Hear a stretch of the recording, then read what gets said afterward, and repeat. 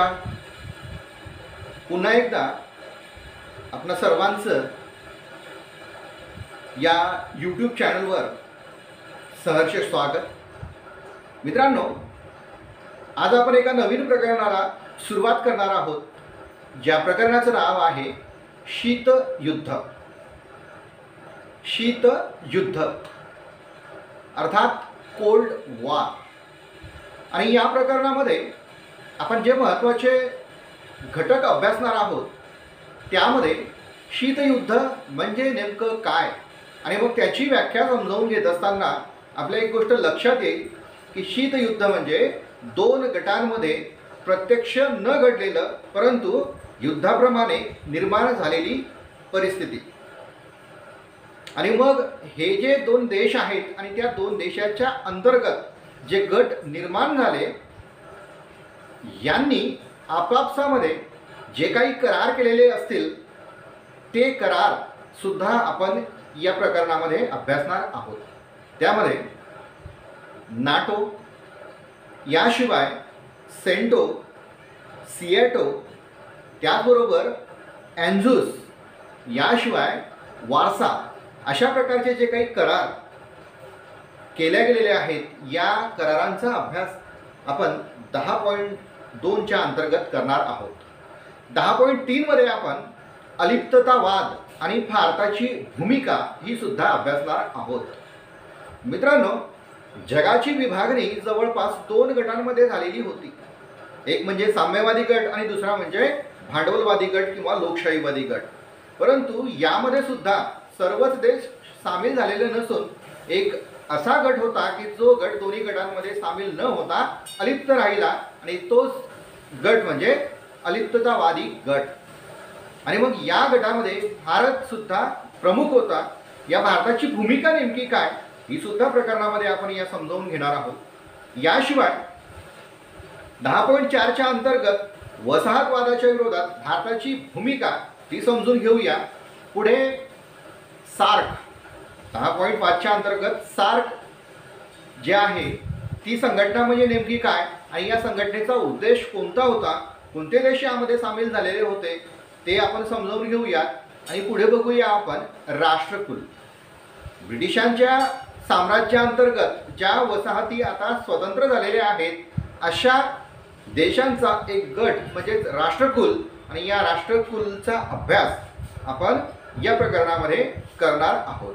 तर मुख्य घटकाला सुरुवात करूया, ज्याच्यामध्ये आपण बघणार आहोत की शीतयुद्ध म्हणजे काय आणि शीतयुद्धाची व्याख्या. मित्रांनो, दुसरं महायुद्ध संपलं आणि दुसरं महायुद्ध संपल्यानंतर एका बाजूला भांडवलशाही गट आणि दुसऱ्या बाजूला कम्युनिस्ट गट किंवा साम्यवादी गट अशा प्रकारे दोन गट उदयास आले.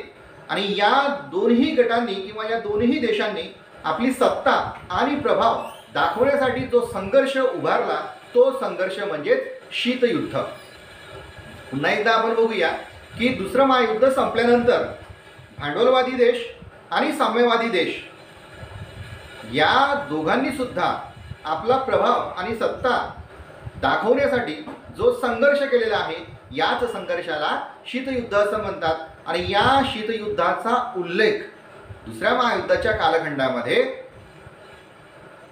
जे वृत्तपत्र सुरू होतं ज्याचं नाव आहे वॉल्टर लिपमन, या वॉल्टर लिपमन नावाच्या वृत्तपत्रामध्ये तेथील स्तंभलेखकाने पहिल्यांदा या वर्ल्ड कोर किंवा शीतयुद्धाचा उल्लेख केलेला आहे. आता या शीतयुद्धामध्ये कोणते घटक असे समाविष्ट झालेले आहेत ते सुद्धा आपण बघूया. आता ते घटक पाहत असताना आपण बघतो की शीतयुद्ध जे आहे या शीतयुद्धामध्ये प्रत्यक्ष युद्धाचा अभाव आहे. ज्याप्रमाणे पहिलं महायुद्ध आणि दुसरं महायुद्ध लढल्या गेलं, हे लढत असताना प्रत्यक्ष ते मैदानावर लढल्या गेलेलं आहे आणि समोरासमोर लढल्या गेलेला आहे. शीतयुद्धामध्ये मात्र प्रत्यक्ष युद्धाचा अभाव जो आहे तो अभाव आपल्याला दिसून येतो. त्यानंतर दुसरं आहे म्हणजे तीव्र शस्त्रास्त्र स्पर्धा. भांडवलवादी देशाचं नेतृत्व हे रशिया अमेरिका करत होता आणि साम्यवादी देशाचं नेतृत्व हा रशिया करत होता. आणि मग हे जे दोन देश आहेत, हे दोन देश आपसामध्ये शस्त्रास्त्र स्पर्धा सुद्धा करू लागले. आणि मग ही शस्त्रास्त्र स्पर्धा करत असताना या देशाने म्हणजे अमेरिकेने जर एखादी शस्त्र निर्माण केलं तर त्याच्या विरोधात रशिया सुद्धा शस्त्र निर्मिती करत होता आणि अमेरिकेपेक्षा पॉवरफुल अशा प्रकारची ती शस्त्रास्त्र असायची. म्हणजे एक प्रकारे या शीतयुद्धामध्ये एका देशाने एखादं शस्त्र निर्माण केलं असेल तर त्यापेक्षाही भयंकर स्वरूपाचं शस्त्र दुसरा देश निर्माण करत होता. त्यानंतर तिसरं म्हणजे आक्रमक राजनीती. उदाहरणार्थ या एखाद्या देशाने जर का दुसऱ्या देशाला आपल्या गटामध्ये सामील करून घेतलं तर विरोधी देश जो आहे तो देश सुद्धा दुसऱ्या देशाला आपल्या गटामध्ये सामील करून घेत होता. म्हणजे राजकारणावर कुरघोडी करण्याचं काम किंवा आक्रमक स्वरूपाची राजनीती ही आपल्याला शीतयुद्धामध्ये दिसून येते. त्याच्यानंतर बघूया आपण की आंतरराष्ट्रीय पातळीवर परस्पर अविश्वास. देशामध्ये अशी परिस्थिती निर्माण झालेली होती की आता उघडपणे दुसऱ्या देशावर कोणत्याही देशाचा विश्वास राहिलेला नव्हता. म्हणजे एक प्रकारे जगामधील अनेक देशांमध्ये अविश्वासाचं वातावरण या शीतयुद्धामुळे निर्माण झालेलं होतं. त्याचबरोबर पुढचं कारण ते म्हणजे पुढचा घटक या शीतयुद्धामध्ये समाविष्ट झालेला आहे तो म्हणजे आर्थिक आणि राजकीय दबाव. अर्थात आपल्या बळाचा वापर करून दुसऱ्या देशावर राजकीय किंवा आर्थिक स्वरूपाचा दबाव जो आहे तो दबाव सुद्धा शीतयुद्धामुळे आणल्या जात होता. आणि त्याचबरोबर ह्या सर्व ज्या काही बाबी आहेत ह्या सर्व बाबी आपल्याला या शीतयुद्धामध्ये सामील झाल्याचं बघायला मिळते. याचबरोबर तत्वप्रणालींचा संघर्ष. दोन्ही देश जे आहेत विशेषतः साम्यवादी विचारसरणी आणि दुसरी म्हणजे भांडवलवादी विचारसरणी यांनी आपलं जे काही तत्वज्ञान आहे ते तत्वज्ञान लोकांसमोर आणलं, दुसऱ्या देशांसमोर आणलं आणि त्याचा प्रसार करण्यासाठी ते संघर्ष करू लागले. अशा प्रकारे एक प्रकारे या शीतयुद्धामध्ये असे वेगवेगळे घटक जे आहेत हे घटक सामील होतात किंवा समाविष्ट होतात. त्यानंतर बघूया आपण शीतयुद्धाची पार्श्वभूमी. तर शीतयुद्ध का सुरू झालेलं आहे, असे कोणती कारणं आहेत की त्या कारणांमुळे शीतयुद्धाला प्रारंभ झालेला आहे ते सुद्धा आपण बघूया. मित्रांनो, दुसरं महायुद्ध संपलं आणि मग दुसरं महायुद्ध संपल्यानंतर खरं तर दुसऱ्या महायुद्धाच्या पूर्वी आणि दुसऱ्या महायुद्धामध्ये सुद्धा इंग्लंड आणि फ्रान्स या दोन देशांना महत्त्व होतं. पण दुसरं महायुद्ध संपल्यानंतर आपल्याला दिसून येतं की या दोन्ही देशांना पूर्वी इतकं महत्त्व राहिलेलं नव्हतं. इंग्लंड आणि फ्रान्स यांची जी काही पॉवर आहे, शक्ती आहे ती कमी झालेली होती आणि त्यांचं महत्त्व जे आहे ते सुद्धा कमी झालेलं होतं. आणि मग युद्ध लढत असताना रशिया हा एक बाजू सांभाळत होता युरोपची आणि दुसरी बाजू ही अमेरिका, इंग्लंड आणि फ्रान्स हे सांभाळत होते. म्हणजे पूर्व युरोपमध्ये रशिया प्रबळ होता किंवा रशियाने दुसऱ्या महायुद्धामध्ये महत्त्वपूर्ण स्वरूपाची कामगिरी बजावली आणि पश्चिम युरोपमध्ये मात्र अमेरिका, इंग्लंड आणि फ्रान्स यांनी आपला प्रभाव जो आहे तो प्रभाव दाखवला आणि युरोपमध्ये दुसरं महायुद्ध जिंकलं. आणि मग या सर्व ज्या काही गोष्टी आहेत किंवा बाबी आहेत यामुळे उघडपणे दोन गट पडले. दुसऱ्या महायुद्धानंतर पूर्व युरोप आणि पश्चिम युरोप हे दोन गट पडले. आणि अशा प्रकारे एका भागावर साम्यवादी रशियाने आपले विचार जे आहेत हे विचार रुजवले आणि आपल्या प्रभावाखाली पूर्व युरोप आणला आणि पश्चिमेकडे भांडवलवादी देश जे आहेत या भांडवलवादी देशांनी आपला विचार जो आहे तो विचार त्या ठिकाणी रुजवला आणि पश्चिम युरोपमध्ये एक प्रकारे भांडवलशाही जी आहे ती भांडवलशाही किंवा लोकशाही ही निर्माण केली. आणि मग अशा प्रकारे एक प्रकारे युरोप खंडामध्ये तणाव निर्माण झाला. दोन गट जे आहेत हे दोन गट निर्माण झाले आणि अशा प्रकारे तणावाची म्हणजे प्रत्यक्ष युद्ध जरी झालेलं नसलं तरी सुद्धा युरोप खंडामध्ये तणावाची परिस्थिती निर्माण झाली होती आणि ही तणावाची परिस्थिती जी आहे यालाच आपण शीतयुद्ध असं म्हणतो. म्हणजे प्रत्यक्ष रणांगणावर युद्ध न होता अप्रत्यक्षपणे जो काही धगधगता अग्नी आहे तो सुरूच राहणे यालाच आपण शीतयुद्ध असं म्हणतो. एक प्रकारे जग हे तिसऱ्या महायुद्धाच्या उंबरठ्यावर या शीतयुद्धामुळे येऊन ठेपलेलं होतं. तर अशा प्रकारे या शीतयुद्धाची वाटचाल बघत असताना शीतयुद्धामागे विचारप्रणाली जी आहे ती विचारप्रणाली महत्त्वाची मानल्या जाते.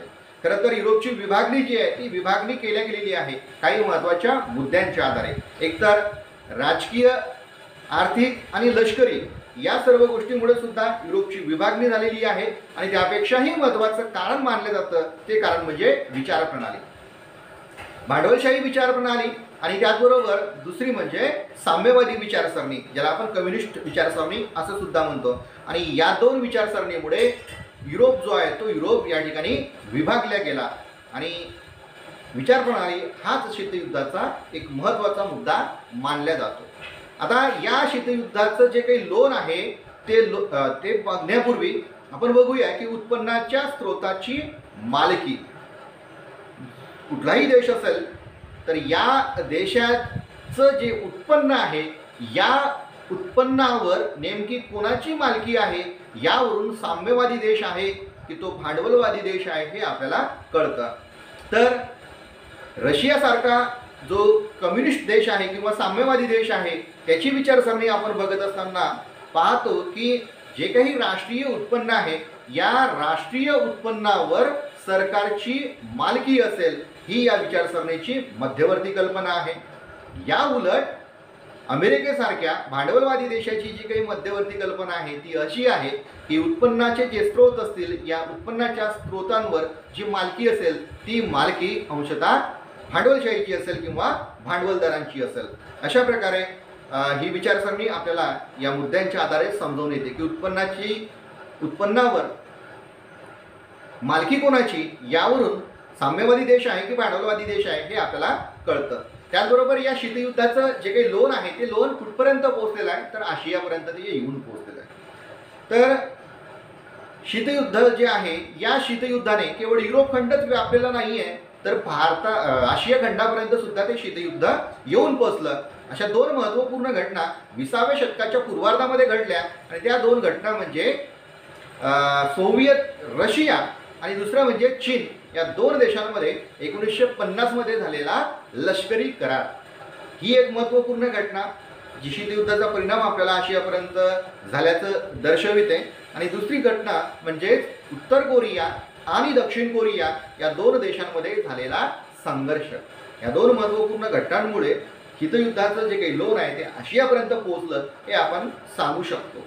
त्याच्यानंतर दोन्ही राष्ट्रांच्या प्रमुखांची भेट 1959. मित्रांनो, आता हे दोन राष्ट्र म्हणजे नेमके कोणते तर एक म्हणजे सोव्हिएत रशिया आणि दुसरा म्हणजे अमेरिका. तर त्या दोन देशांमध्ये खरं तर संघर्ष होता परंतु तरी सुद्धा या दोघांची भेट कशा प्रकारे झाली, दोन प्रमुख नेत्यांची भेट कशा प्रकारे झाली ती आपण बघूया. शीतयुद्धाला म्हणजे दुसरं महायुद्ध असेल हे दुसरं महायुद्ध आणि शीतयुद्ध जे घडून आलेलं आहे त्यावेळेस या रशियाचा प्रमुख होता जोसेफ स्टॅलिन. जोसेफ स्टॅलिनच्या कालखंडामध्ये दुसरं महायुद्ध घडलं आणि शीतयुद्धाला सुद्धा सुरुवात झालेली आहे. या स्टॅलिन नंतर पुढे रशियाच्या अध्यक्षपदी जो आलेला आहे तो रशियाचा प्रमुख निकिता क्रुश्चेव. या क्रुश्चेवला काही गोष्टींची कल्पना आली ती म्हणजे यातून जर का महायुद्ध घडलं तर त्यामध्ये आण्विक यंत्रांचा वापर केला जाईल आणि आण्विक यंत्र किती संहारक स्वरूपाचे आहेत याची कल्पना निकिता क्रुश्चेवला आलेली होती. आणि म्हणून जी काही रशियाची भूतकाळामधील भूमिका आहे त्या भूमिकेमध्ये आपण बदल केला पाहिजे आणि वास्तविकतेचा स्वीकार केला पाहिजे. याच भूमिकेतून अमेरिकेसोबत शांततामय सहजीवनाचा आपण करार केला पाहिजे आणि भेट झाली पाहिजे अशी जी काही मांडणी आहे ती मांडणी आता क्रुश्चेव करण्यात आली.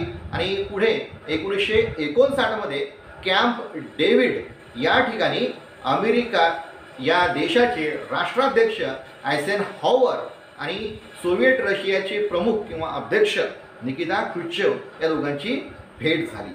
अर्थात भेटीमध्ये परस्पर मैत्रीचे संबंध कशा प्रकारे राखले जातील यावरच चर्चा करण्यात आलेली होती. पण पुढे मात्र हे जे काही शांततेचं धोरण आहे ते जास्त दिवस टिकू शकलं नाही आणि पुढे बर्लिनची भिंत उभारली गेली आणि क्युबामध्ये पेच प्रसंग उभा राहिला. तर त्या घटनांबद्दल आपण जाणून घेऊया. मित्रांनो, रशिया या देशाने अमेरिकेमध्ये माफ करा जर्मनीमध्ये एक भिंत उभारली आणि या भिंतीच्या उभारणीमुळे जर्मनी जे आहे त्या जर्मनीचे दोन तुकडे झाले आणि त्याचबरोबर पश्चिम जर्मनी आणि पूर्व जर्मनी अशा प्रकारचे ते दोन तुकडे होते आणि जर्मनीचा जो काही संबंध आहे तो संबंध आता या ठिकाणी संपला. पश्चिम जर्मनी आणि पूर्व जर्मनी एकमेकांचे विरोधक बनले किंवा यांच्यामध्ये जो काही संबंध आहे तो संबंध आता तुटला. त्याचबरोबर या सर्व गोष्टींमुळे जर्मनीमधील लोकांच्या मनात एक प्रकारे तणाव निर्माण झाला. केवळ जर्मनीमध्येच नव्हे तर रशिया, सोव्हिएट रशिया आणि अमेरिका यांच्यामध्ये सुद्धा हा तणाव निर्माण झालेला होता. 1961 मधली ही घटना की ज्या वर्षी बर्लिनमध्ये भिंत उभारल्या गेली. आता हा तणाव कमी होत नाही तर पुढे घटना घडते ती म्हणजे 1962 मध्ये क्युबाचा पेच प्रसंग. क्युबा या छोट्याशा देशाने अमेरिकेजवळच असलेल्या या देशाने क्षेपणास्त्र जी आहे ही क्षेपणास्त्र आणली आणि त्या क्षेपणास्त्राचा वापर अमेरिकेवर केला जाईल अशा प्रकारची भीती अमेरिकेला होती आणि एक प्रकारे पुन्हा एक पेच प्रसंग किंवा तणाव या ठिकाणी निर्माण झाला. अर्थात याचा प्रभाव हा रशिया आणि अमेरिका दोन्ही देशावर पडलेला आहे कारण क्युबा सुद्धा साम्यवादी देश होता. आता यावर उपाययोजना काय केल्या जावी किंवा हा जो काही क्षेपणास्त्राचा वापर आहे तो केला जाऊ नये यासाठी पुन्हा दोन्ही देशाचे जे प्रमुख आहेत हे प्रमुख एकत्र आले आणि त्यांनी तणाव कमी करण्यासाठी काही उपाय योजले, ज्याच्यामध्ये उभयपक्षी जो काही करार झालेला आहे त्यानुसार दोन्ही तात्काळ दूरध्वनीद्वारे संपर्क साधण्यासाठी हॉटलाईन जी आहे ती हॉटलाईन सुरू करण्यात आली आणि कोणत्याही प्रकारे क्युबाचा पेच प्रसंग त्यांनी हाताळण्यात येण्यासाठी जी काही माघार घेता येईल किंवा तडजोड करता येईल ती तडजोड या ठिकाणी केली. त्याच्यानंतर आपण बघतो की 1972 मध्ये अमेरिकेचे राष्ट्राध्यक्ष रिचर्ड निक्सन आणि रशियाचे सोव्हिएट रशियाचे प्रमुख अध्यक्ष ब्रेझनेव या दोघांची भेट मॉस्को या ठिकाणी झाली आणि या भेटीमध्ये आण्विक क्षेपणास्त्राचा जर आपण वापर केला तर त्याचे परिणाम हे पूर्ण जगाला भोगावे लागतील असं त्यांच्या दोघांच्या विचारसरणीनुसार ठरलं आणि यांचा वापर आण्विक यंत्रांचा वापर कमी केला पाहिजे किंवा त्यावर कुठेतरी मर्यादा आणली पाहिजेत यावर दोन्ही देशातील प्रमुखांचं एकमत झालं आणि जो काही तणाव आहे दोन्ही देशांमध्ये असलेला हा तणाव कमी होण्यास सुरुवात सुद्धा झाली. आता ही तणाव कमी होण्याची जी काही प्रक्रिया आहे याच प्रक्रियेला देतांत प्रक्रिया असं म्हणतात आणि या पुढचा एक टप्पा आपण मानूया. तो टप्पा म्हणजे अमेरिकेचे राष्ट्राध्यक्ष हे चीनच्या भेटीला जातात आणि चीनचं जे साम्यवादी सरकार आहे त्या साम्यवादी सरकारला सुद्धा मान्यता देतात. म्हणजे एक प्रकारे जी काही शांततेची प्रक्रिया आहे ती प्रक्रिया या ठिकाणी सुरू झाल्याचं आपल्याला बघायला मिळतं. अर्थात अशा घटना जरी घडत असल्या तरी सुद्धा शीतयुद्धाची धगधग अजूनही कायम होती.